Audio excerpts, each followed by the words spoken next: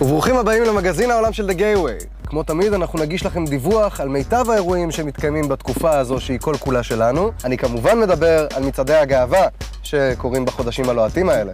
מצעד הגאווה במדריד הוא אחד הקרנבלים הגדולים והצבעוניים ביותר באירופה. ספרדים כנראה ממש אוהבים את מצעד הגאווה, אם בשנה שעברה מילאו את הרחובות מעל 1.5 מיליון איש. 1.5 מיליון הומואים ספרדים חצי ערומים מזיעים. 1 מיליון לסביות שחומות וחמות. מצע של טורטיה. מה הקשר טורטיה? לא יודעת, אני רעבה.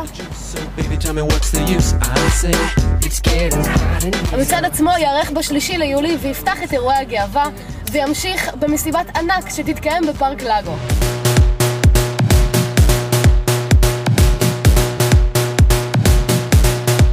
מחמישי עד ראשון תחגג הגאווה במועדונים הגדולים ביותר, כמו לדוגמה מסיבת האינפיניטה שמארחת את הדי-ג'אים הכי טובים באירופה, ועד לברים הקטנים ביותר. אתה יודע מה אני הכי אוהבת במצעד הגאווה, ארז? את המשאיות. לא. אני אוהבת את המבחר. פעם בשנה אתה יכול ללכת ברחוב עם מלא הומואים ולסביות מכל הצבעים, ורק לבחור לך גוון מתאים, או כמה גוונים מתאים. סיימת לבחור צבע למשאית שלך? יופי. כי אני עוד בכלל לא התחלתי לספר לך על גאווה בפריז, שנחגגת לאורך שבוע שלם, כשהמצעד הוא בשדרה המפורסמת שדרות רוטשילד.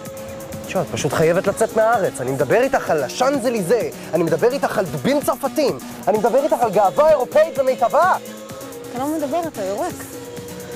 בפריז הקהילה הגאה חוגגת כל השנה, אבל לכבוד אירועי הגאווה היא מושכת אליה מקומיים ותיירים מכל רחבי היבשת. שבוע הגאווה מתקיים בין ה-19 ל-26 ביוני, כשהמצעד עצמו הוא ביום האחרון לפסטיבל. באותו הערב בדיוק נערכת מסיבת ענק לדובים של הליין בירדרופ, שמארח את הדי-ג'אים הכי טובים בסצנת האוס פרוגרסיב. כמובן שלא כדאי לשכוח את מועדון המיקס ומועדון הקווין, שבעצם שולטים בסצנה הגאה בעיר.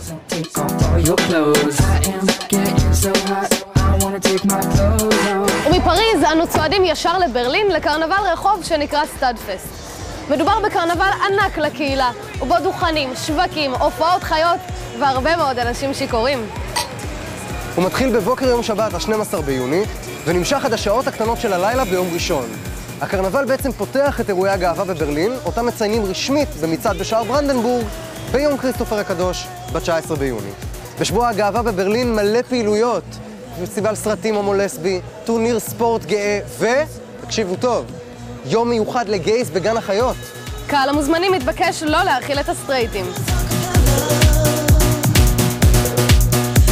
כשחושבים על אירופה ועל קהילת הגייז, אי אפשר שלא לחשוב על אמסטרדם.